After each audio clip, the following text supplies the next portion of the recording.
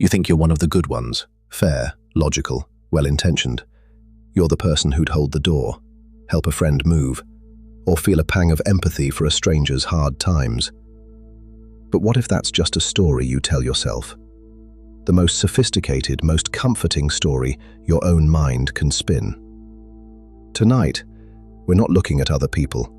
We're taking a psychological tour inward. We're going to uncover the brutal truths about human nature, the ones that are so easy to spot in others without realizing they're humming away inside us too. This journey is about stripping away the comfortable narratives until you're forced to confront the unsettling reality of who you might be when you think no one's watching. Ready?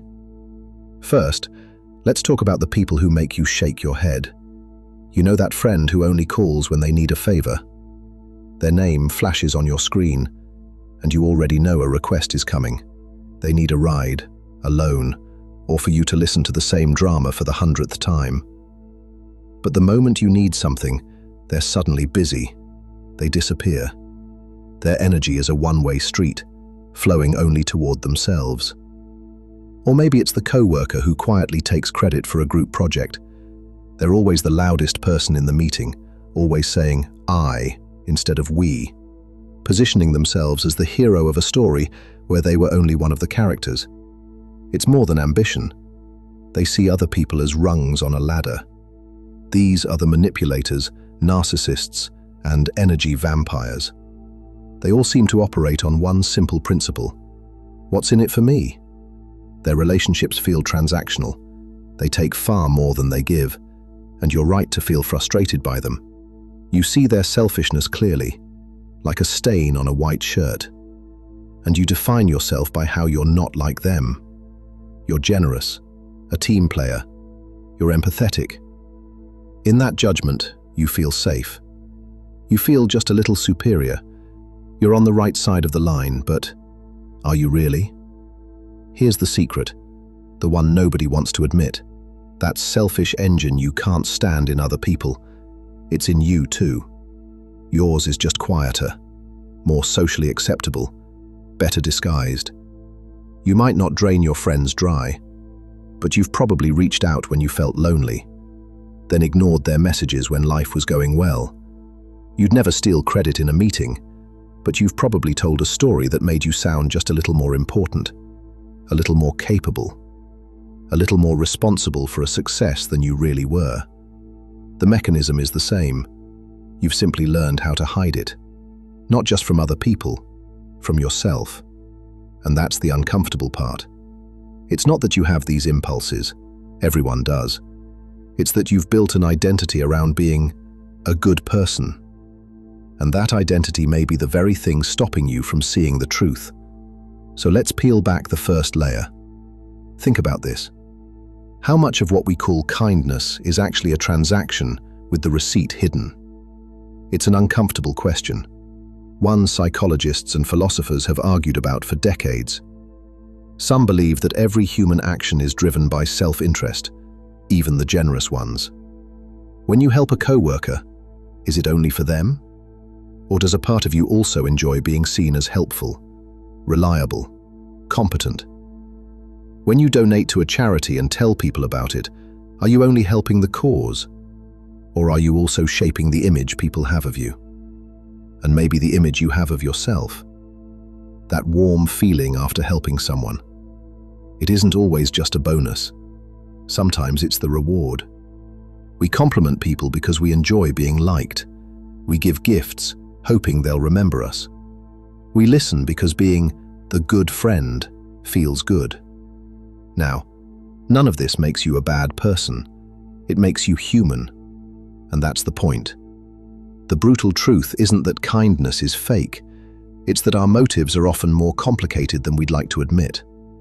Of course, not every act of kindness is self-serving. Many psychologists argue that genuine altruism does exist. Real empathy, compassion, and sacrifice. The evidence points in both directions. But whether you agree or not, asking yourself, why am I really doing this? May be one of the most honest questions you'll ever ask. Take another look at the people you judge. The arrogant, the lazy, the insecure. Why do they bother you so much? One explanation comes from psychology. It's called projection. The idea is unsettling. Sometimes the traits we criticize most in others are the very ones we refuse to see in ourselves. You aren't just judging them.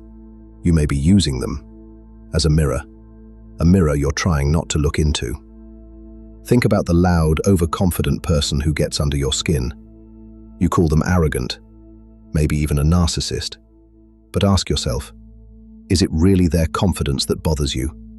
Or is it the small part of yourself that also wants recognition?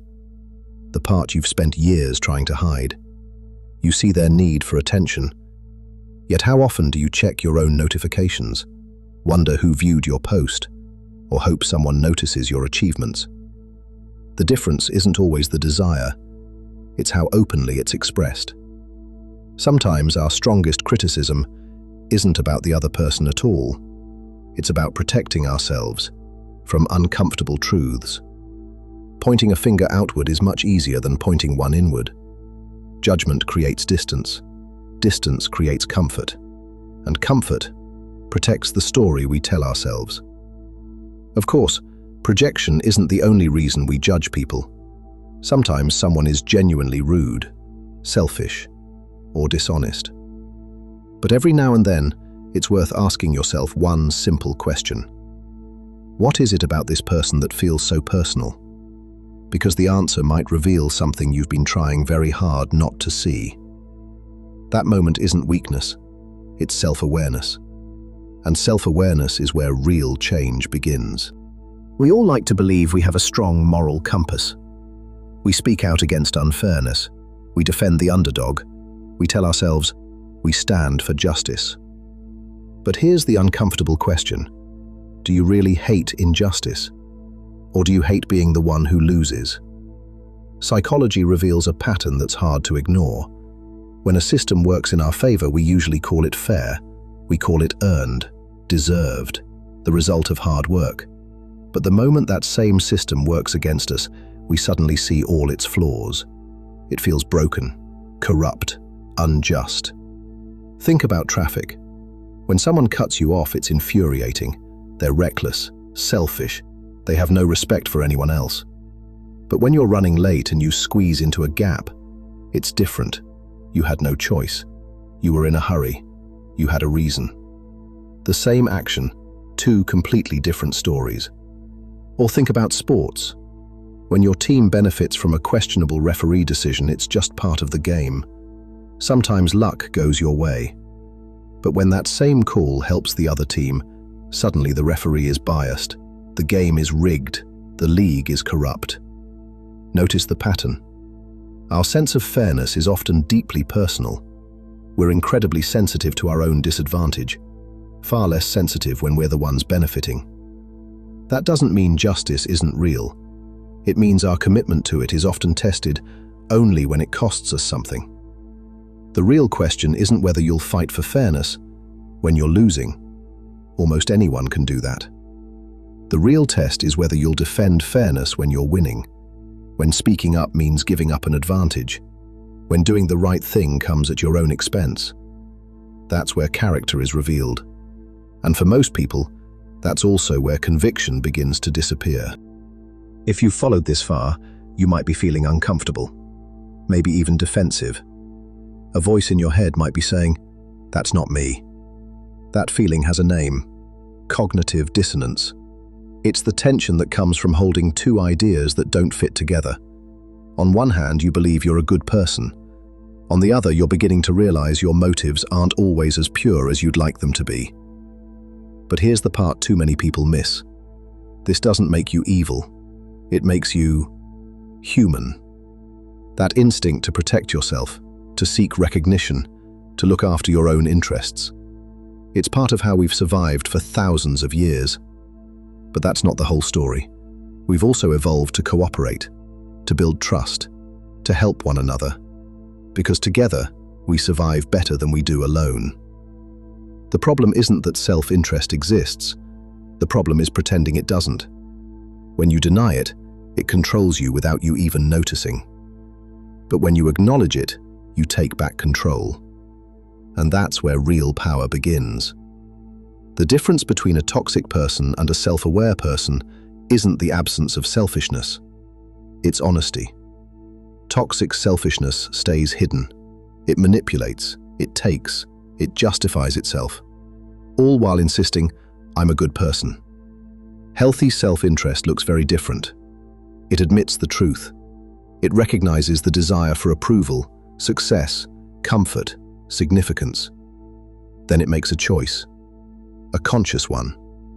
Instead of letting those desires drive every decision, you decide when to follow them and when to rise above them.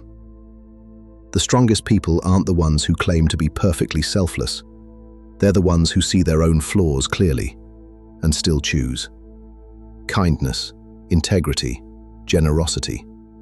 Not because it's easy, but because it's right. That's character. And character is built through honesty, not perfection. So now the choice is yours. You can return to the comfortable story you've always told yourself, or you can begin asking harder questions. The next time you help someone, pause. Ask yourself, who am I really doing this for? The next time you judge someone, pause. Ask yourself, what does this say about me? Those questions aren't signs of guilt, they're signs of growth. If this made you think, let me know in the comments which truth challenged you the most. And if you're ready to keep exploring the psychology behind the stories we tell ourselves, make sure you subscribe. Because sometimes the hardest truths are the ones that set us free. Before you move on, take one last moment. Think about the person you believed you were before this conversation started. Maybe you came here convinced you were one of the good ones, but perhaps that's the wrong question. Maybe there aren't good people and bad people. Maybe there are only the aware and the unaware, the honest and the dishonest. From this moment on, you have a choice. You can return to the comfortable story, the one where everyone else is the problem, or you can choose something far more difficult, radical honesty. The next time you help someone, ask yourself why. The next time you feel jealous, ask yourself why. The next time you judge someone, stop for just a second and ask, what am I refusing to see in myself? Don't ask the question to punish yourself. Ask it because the truth sets you free. Self-awareness isn't comfortable, it isn't easy, but it's the beginning of real growth. Because the people who change the most aren't the ones who believe they're already good. They're the ones with the courage to face who they really are. And once you can do that, no illusion, no lie, and no hidden part of yourself has power over you anymore. That's where real freedom begins.